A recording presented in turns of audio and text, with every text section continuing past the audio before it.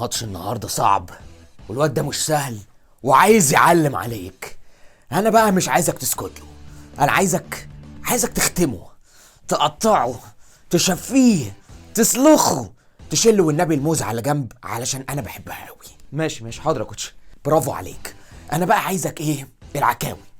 عايزين نعمل طاجن عكاوي علشان ابويا بيحبها قوي ونفسه فيها. عكاوي يا كوتش؟ ما فيهوش عكاوي ده اصلا. يبقى لحمة الراس ملهاش حل، تحفة. احنا هنقضي الليله كلها رغي في الجزاره دي ولا ايه؟ امال هنفايت امتى؟ الواد ده لسانه طويل على فكرة. يبقى نقطعه ونحطه بقى ايه في سندوتشات مع الطحينة وشوية المخلل. ها يا كوتش الماتش طب هيبتدي. يلا يا كوتش. يلا يا ابني ربنا معاك.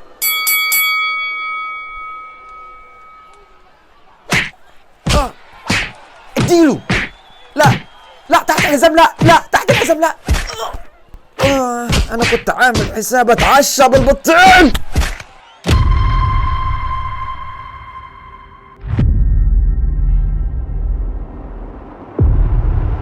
في مدينة نيويورك سنة 1829 الأيرلنديين كانوا بيهربوا من حكم بريطانيا المستبد وسافروا على أمريكا أو أرض الميعاد أو الأرض الجديدة، جايين يشوفوا الدنيا بتقول إيه هنا.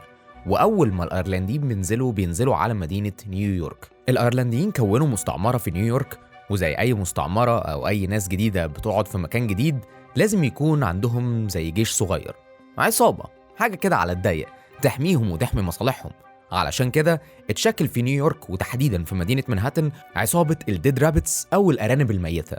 واسم الأرانب الميتة ده ما جاش كده من العشة، لا الاسم ده ليه مغزى. السبب ان في الوقت اللي كان متجمع فيه عصابة الديد رابتس قبل كده زمان، او زي ما كانوا بيقولوا عليهم المالبري بويز، وقاعدين كده مع شوية العصابات التانية في قعدة ايرش كده، في حد جه من بره ذبح أرنب ورماه في وسطهم. وده كان بالنسبة للأيرلنديين حاجة زي نذير شؤم، أو بيعتبروا الأرنب الميت ده كأنه هو الشيطان. فطبعا الناس بقى جريت وهرجلة وهرج ومرج وكله بقى مش حدش عايز يقعد مع الشيطان. لكن في شوية ناس فضلوا قاعدين في الاجتماع، والناس اللي فضلت قاعدة في الاجتماع دي عملوا عصابة الديد رابتس أو الأرانب الميتة، وبقى الرمز بتاعهم هو الأرنب الميت علشان يخوف أي حد. اتكونت عصابة الأرانب الميتة وبقت أول عصابة قادرة إنها تحمي وتهاجم وتسيطر. الأيرلنديين في منهاتن في نيويورك كانوا تقريبا بيسكنوا في نفس المكان اللي بيشتغلوا فيه، لحد ما بنوا لهم زي سكن جماعي الناس بتقعد فيه وتسكن فيه. وكان السكن ده تقريبا كتلة من القذارة، لأن طبعا كل ما الناس بتكتر كل ما مشاكلهم بتكتر وكل ما القذارة بتكتر أكتر وأكتر. عصابة الأرانب الميتة اللي كان بيميزها في الوقت ده عن أي عصابة تانية هي قدرتها وقدرة الأفراد بتوعها على التفنن بالتضحية بأي حاجة حرفيا مقابل الولاء لمعتقدات العصابة. يعني مثلا خلينا ناخد على سبيل المثال واحدة اسمها ماجي قطة الجحيم. ماجي قطة الجحيم دي يعني كانت بتحب تاخد بالها من نفسها شوية، فراحت عملت باديكير في صوابعها، وخلت النيلز بتاعتها نيلز نحاس. ليه؟ علشان لما تيجي تهبش اي حد في خناقه تجيب عينيه على طول. كمان راحت عملت شويه تعديل بس بسيط في اسنانها، عملت عمليه تجميل بسيطه في اسنانها، وابتدت انها تنحت سنانها علشان لما تيجي تعض حد لما تيجي تهبشه تجيب اجله على طول. عشان كده اتسمت ماجي قطة الجحيم. عصابة الأرانب الميتة تقريبا كان فيها من كل المهن، من أول الصايع لحد القديس اللي كان حتى كمان بياخد مناصب قيادية في قلب العصابة، وكله كان بيزفر إيديه وكله كان بيتخانق. والأيرلنديين بقى ليهم كلمة مسموعة في وسط العصابات اللي كانت موجودة في نيويورك في الوقت ده. عصابة الأرانب الميتة تقريبا كانت عصابة لا تقهر، محدش كان بيقدر يكسبهم تقريبا في أي خناقة شوارع إلا مرة واحدة بس، في معركة واحدة بس، وهي معركة ال5 بوينتس أو معركة ال5 نقاط في ميدان ال5 نقاط. عصابة الأرانب الميتة تقريبا كانت مسيطرة على منهاتن كلها ما عدا حتة واحدة بس، وهي مكان أو حي اسمه بويري. حي بويري ده كان حي من الأحياء بتاعت الأغنياء زي التجمع كده، واللي كان ماسك الحي ده كانت عصابة اسمها البويري بويز، واغلبيه العصابه دي كانوا من رجاله المطافي ومن الجزارين. الفكره بقى ان عصابه البويري بويز كانوا دايما بيبصوا للايرلنديين على ان هم فئه اقل منهم، وان هم ما يستحقوش اساسا ان هم يعيشوا في امريكا، لان هم مش من السكان بتوع امريكا، على اساس اساسا ان الناس في امريكا هي كانت السكان الاصليين. الديد رابتس ما عجبهمش الموضوع ده اللي هو يا ابني انت على فكره احنا كلنا ولاد 9 يعني، وابتدوا ان هم يستفزوا البويري بويز علشان يدخلوا معاهم في خناقات شوارع اللي معروف ان الديد رابتس شاطرين قوي فيها وهيكسبوها كده كده. وبالفعل اتفقوا على ان في خناقه كبيره جدا هتتم ما بين البويري بويز والديد رابتس في مكان اسمه الفايف بوينتس او ميدان الخمس نقاط. ليه اتسمى ميدان الخمس نقاط؟ لان هو كان الميدان اللي بتتجمع عنده شوارع منهاتن كلها، كل الشوارع بتصب في الميدان ده. اختار يوم 4 يوليو سنه 1857 وهي نيويورك كلها بتحتفل بعيد الاستقلال، والشرطه مشغوله انها تامن الاحتفالات والكلام ده كله والفاير ووركس والقصص دي كلها. وقف العصابتين علشان يدخلوا في خناقه شوارع ما بينهم. عصابة الديد رابتس واقفة على ناحية وهم ماسكين الشعار بتاعهم المشهور حربة وعليها أرنب ميت، وفي كل المهن موجودة والناس كلها موجودة. مش بس كانت عصابة الديد رابتس هي اللي واقفة، كانت تقريبا أغلبية العصابات الأيرلندية حتى العصابات الصغيرة كلها واقفين مع الديد رابتس، طبعا عملا بمبدأ أنا وابن عمي على الغريب. وكل الوشوش المعروفة واقفة ومستنية الخناقة، زي القديس وزي ماجي قطة الجحيم، وكل المهن واقفين بالسلاح بتاعهم ومستعدين، البقال الحداد وكله شايل سلاح، حتى النجار مسلح. حلوي. والناحية التانية بقى واقف عصابة البويري بويز اللي زي ما قلنا أغلبيتهم من المطافي ومن الناس الجزارين، والسواطير بتاعتهم بتلمع وبرضه مستعدين للمعركة. ومرة واحدة من وسط الجمع بيخرج منهم واحد طويل طوله أكتر من متر وحاجة و90 سنتي، شكله رياضي ومش شبه الناس اللي موجودة كلها. الراجل ده اسمه بيل ذا بوتشر. لا مش ده الأصلي بقى، الأصلي بيل ذا بوتشر أو الجزار، كبير الجزارين ورئيس عصابة البويري بويز. بيل الجزار ده بقى كان ذكي جدا. أول ما شاف الأيرلنديين كلهم متجمعين قالك بس معلش يا شباب لو سمحتوا، احنا الخناقة دي مش هينفع تخلص غير لما رئيس العصابة دي يخلص على رئيس العصابة دي. يعني من الآخر العركة مش هتتحل غير بخناقة ما بينه هو وما بين رئيس عصابة الأرانب الميتة اللي كان في الوقت ده اللي هو القديس. وطبعا زعيم الأرانب الميتة اللي هو القديس حس ان يعني انت كده بتهزقني، فوافق طبعا على الطلب، ويا ريته ما وافق.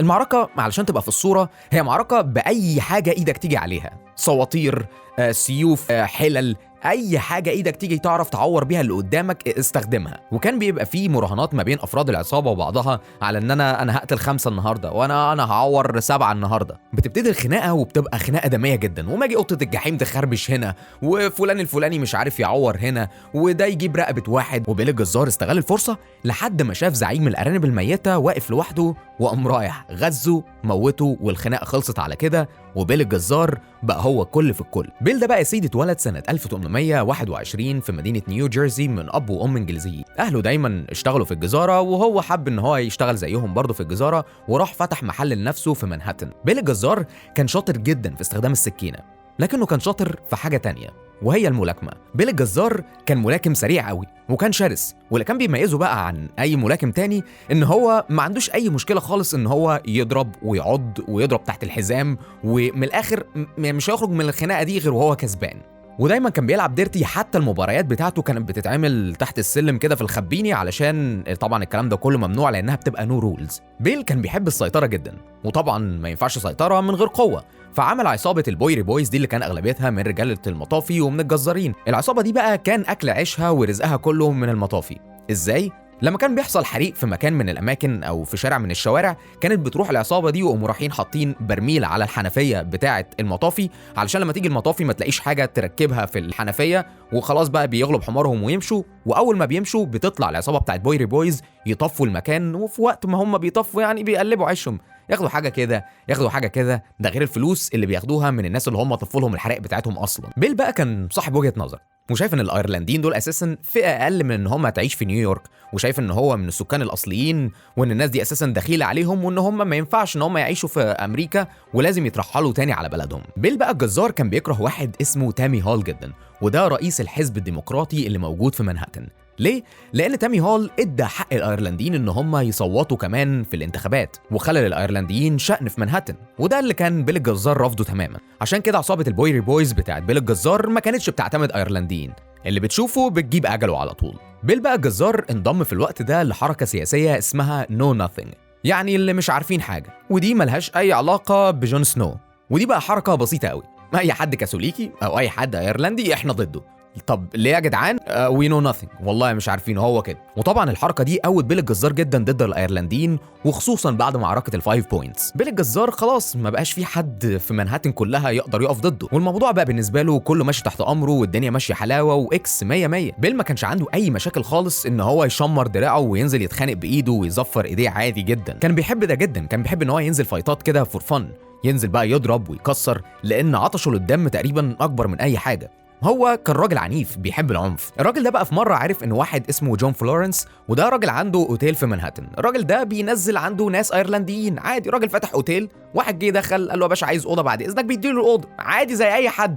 بيل بقى الجزار لا يا باشا ما تدخلش ايرلنديين، وقام رايح على الاوتيل. واول ما دخل وسال على جون فلورنس هو موجود فين، وقالوا له ان هو موجود في الاوضه بتاعته فوق، طلع عشان يدور عليه ما لقاهوش. قام نازل تحت مره تانية على الراجل بتاع موظف الاستقبال، مسكه قام مدمدمه، ضربه، موته. ويعين الراجل مش هشوف بعينه دي تاني لان بيل الجزار صفها له بالسكينه. في الوقت ده نيويورك كلها كانت بتعمل لبيل الف حساب، وكله ماشي 100 100، وكله ماشي على المسطره وعلى عجين ما يلخبطوش.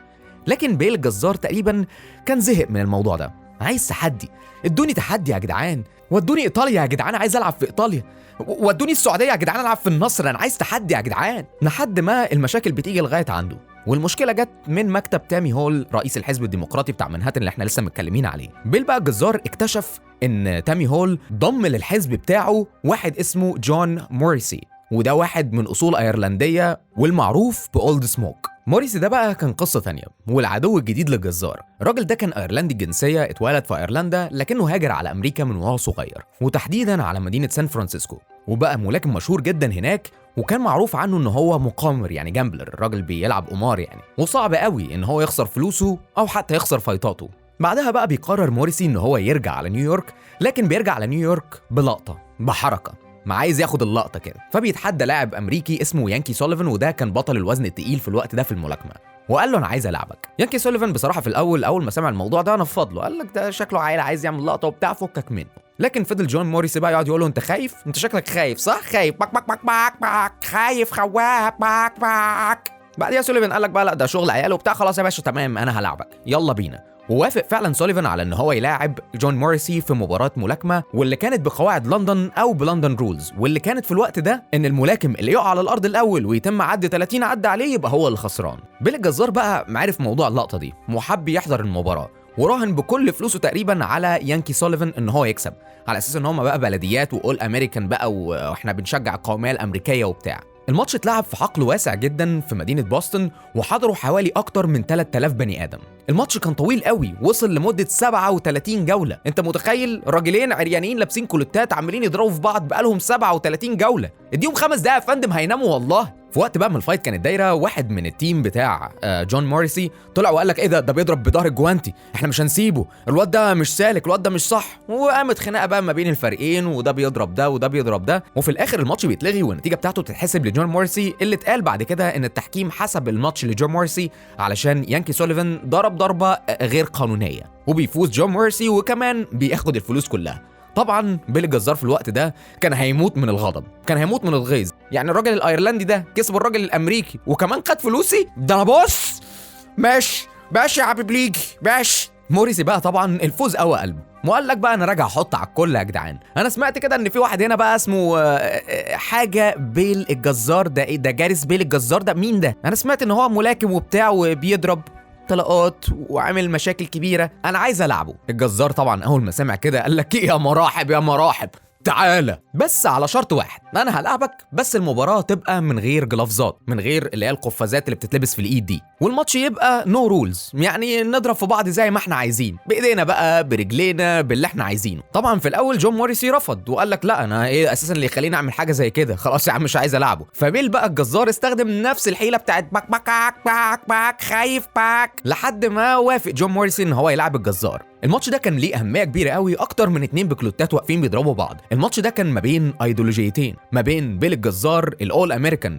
الامريكي المتعصب جدا للبلد بتاعته وشايف ان الايرلنديين اساسا ما يستحقوش ان هم يعيشوا فيها، وما بين جون موريسي اللي شايف ان المهاجرين طول ما هم بيشتغلوا بجد وطول ما هم بينفعوا نفسهم وبينفعوا البلد فهم ليهم في البلد بتاعت امريكا زيهم زي اي حد تاني. المباراه كانت مصيريه في مشوار الاثنين. يوم 18 اغسطس سنه 1854 اتنظمت المباراه في بوسطن برضه. انا مش فاهم بقى ايه موضوع بوسطن ده بقى بجد، نجيب لهم ستيف كاري كسر عليهم الحلبة ولا ايه؟ المباراة بتاعت بيل الجزار وجون مورسي اتنظمت في شارع ويستن آموس في مدينة بوسطن لمدة 7 جولات. 2 رجالة واقفين في حلبة واحدة بيصارعوا بعض من غير اي رولز، من غير اي قواعد، بيلعبوا اكتر من مجرد ماتش، والمراهنات رايحه يمين وشمال، والايرلنديين كلهم بيشجعوا جون مورسي والامريكان كلهم بيشجعوا بيل الجزار. يا ترى بقى مين اللي هيفوز ويثبت للعالم كله ان ايديولوجيته هي اللي صح؟ مين اللي هيكسب؟ الامريكي هو اللي هيكسب ويقول ان فعلا ان الايرلنديين دول حثالة المجتمع، ولا الايرلنديين هيثبتوا حقيتهم بالعيش في امريكا؟ مباراتنا النهارده جامده جدا ما بين بيل الجزار وتريبل اتش جون مورسي. الموضوع يا جماعه النهارده اكبر من مجرد مباراه. بوم، مانشيت جامد جدا من بيل الجزار يرد عليه جون مورسي بكروز لاين. مباراة جميلة جدا. هنعرض بعديها مباراة لتريبل اتش والاندرتيكر. نروح نشوف المباراة ونرجع لبعض مرة تانية.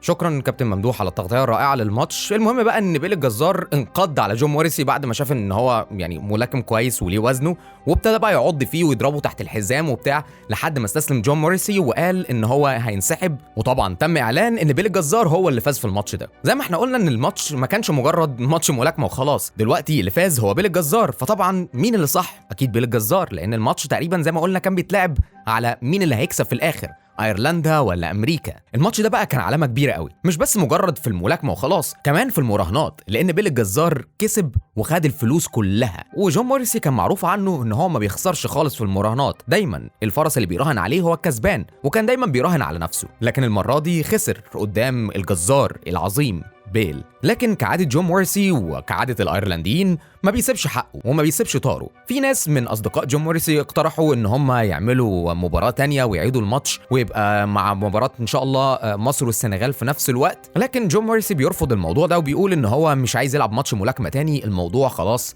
فتح منه في حتة تانية. في الوقت ده بيل الجزار الجلالة خدته قوي، وفضل بقى كل ما يشوف جون مورسي في الشارع يقعد يقول له هلا انا كسبتك، هلا يا ايريش. وطبعا الموضوع ده كان بيجي على اعصاب جون مورسي وكمان على اصوله الايرلنديه، وزي ما كان معروف عن الايرلنديين ان هم ما بيسيبوش حقهم بسهوله. جون مورسي فضل مرقد على الطار لحد ما حانت اللحظه المناسبه ان هو ينتقم من بيل الجزار. اللحظه دي كانت في فبراير سنه 1855، يعني تقريبا بعد الماتش تقريبا بحوالي سنه. مورسي بقى سلط على بيل 2 من ضباط الشرطه، ودول كانوا اصدقاء جون مورسي، واحد اسمه لو بيكر والتاني اسمه جيم تيرنر. الاثنين دول دخلوا بار ستويكنز هول وقابلوا بيل الجزار ومسكوه ضربوه وعدموه العافيه لحد ما بيل الجزار مات تقريبا متاثر بجراحه. بيتقبض على الثلاثه جون مورسي وجيم تيرنر ولو بيكر، لكن الثلاثه بيخرجوا لعدم كفايه الادله، ويا عيني الجزار بيموت في طيس كده ما ولا اي حاجه. القضيه بتاعته بتفضل متعلقه تقريبا لغايه يومنا ده. لكن بقى لما بيخرج جون مورسي الموضوع بيتغير معاه تماما. جون مورسي استولى على احياء مدينه منهاتن تقريبا كلها وفتح فيها بارات خلته مليونير،